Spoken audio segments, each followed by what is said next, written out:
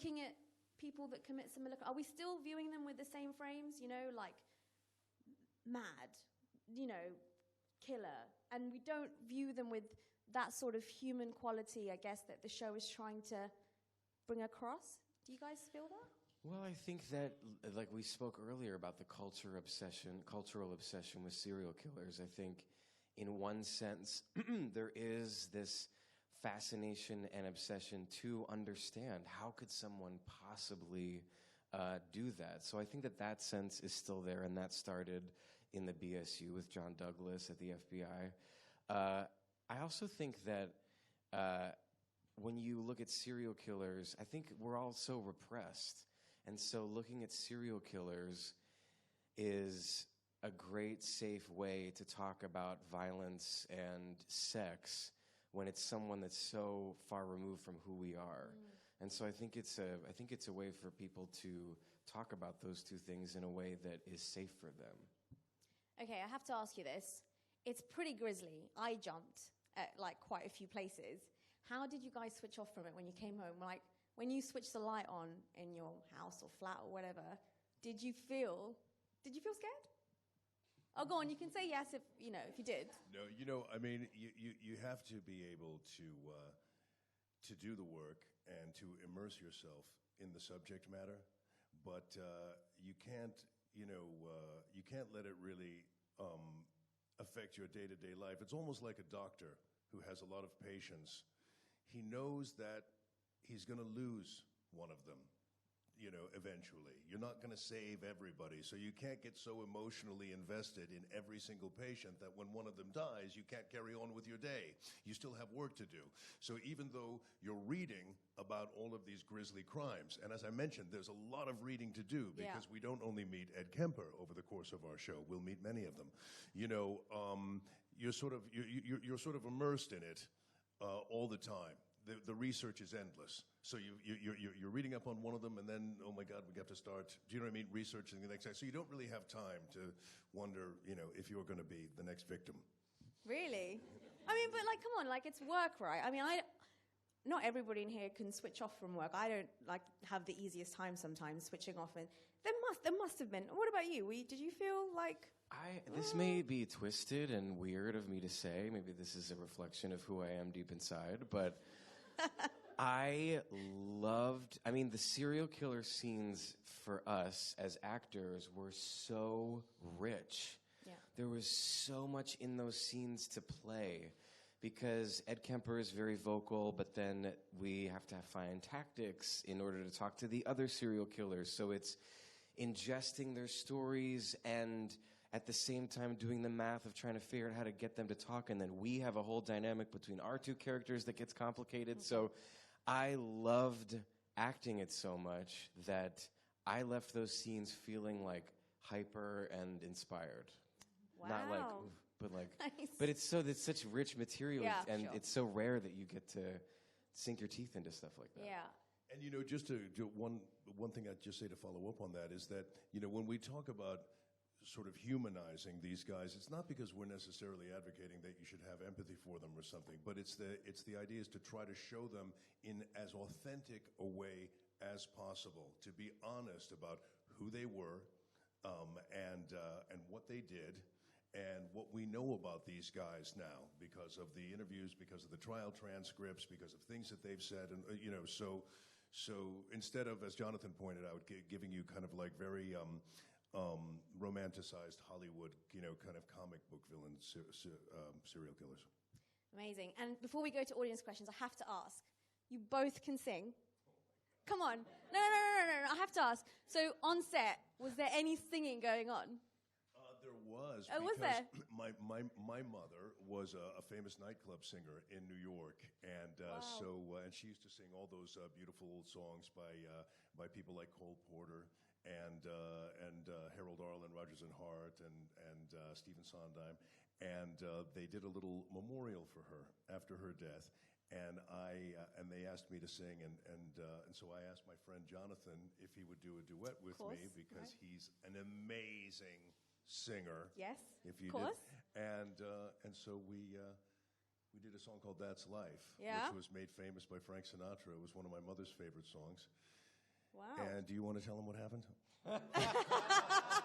Come on, how did it end? Yeah, Holt was like we had a session in Holt's bathroom with his voice teacher on Skype, and which sounds way dirtier than it actually was.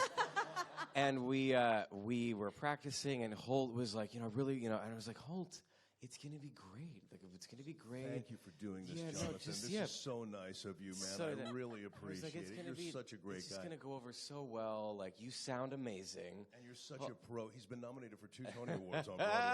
Okay, what happened? And then we got to the actual event, and I completely messed up the words. He forgot his words. What did you sing? I was just nonsense. And Holt was like, okay. Wow. Okay. At his mother's memorial. Wow. Yeah, it was really And bad. you're still friends? But we are still friends. Great point. He's forgiven me? Absolutely, yeah. Nice. People were laughing. It was a lot. It was fun. So, but no singing on... no singing on set, though? Was... Yeah, we would sing, yeah. Yeah, you we just would break sing. into song during, like, a killer, like, scene? You were like... No? No. Okay. No, I never did that. Okay. No, but I we would would. If I could sometimes, sing like like you, I when would. we were in the car sometimes and we were between setups, we would, like, sing Burt Bacharach. Oh, really? Yeah. You're good. Oh, just, No? No? I mean, if you sing with us, What is the song? I don't know, you start and we'll follow. Oh, come on. Yeah. Fly Me to the Moon? Great. Ready? do it. Fly me to the moon. Let me play. Come on. Among the stars? Yeah. Let me see what spring is like on Jupiter and Mars. Come on, you can click. In other words, Yay. Yeah. hold my hand. Oh, Yes. love this. In other words, baby, kiss me. Yes. Give it up. Amazing. Good. Amazing. Wowza. That was so He's the singer, not me. No, again, I forgot the words and you sounded amazing. It was like a I think repeat. you guys should come back and start our Wednesday mornings every Wednesday like this. Okay. Amazing. Okay, audience questions. We should ask. First question. Who's got it? Go for it. Hi, so since you guys play partners on TV, do you have any other favorite TV duo partners from? That's a great question. You know, the older cop, younger cop device is something that we've seen in a lot of Hollywood films, and some of them are some of my favorite films. The obvious one is Seven, which was directed by David Fincher, and of course starred Morgan Freeman and Brad Pitt. And they were tracking a serial killer, famously played by Kevin Spacey. But there are other examples, too. A wonderful movie called Colors that starred Robert Duvall and Sean Penn, sort of cops in L.A., directed by Dennis Hopper. And a film I like where there's a similar dynamic in a certain way was Training Day, with Denzel Washington Yes. and Ethan Hawke. So, you know, we've seen this dynamic in the past, but the thing is to try to keep it fresh and make it, you know what I mean, and not really borrow, do you know what I mean, from other famous, partnerships of this kind. And so what Jonathan and I tried to do was find the humor in the scenes between us, because we thought that would be a nice juxtaposition for the audience, given the intensity of the interview scenes with the serial killers. Amazing. Who's got the next one?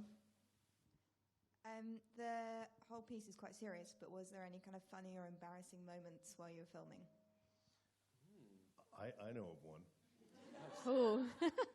Well, we have so much fun together, you know, and I don't know. Sometimes, like the long hours of filming, when you do a television show, it's really, you're there for a long, long time.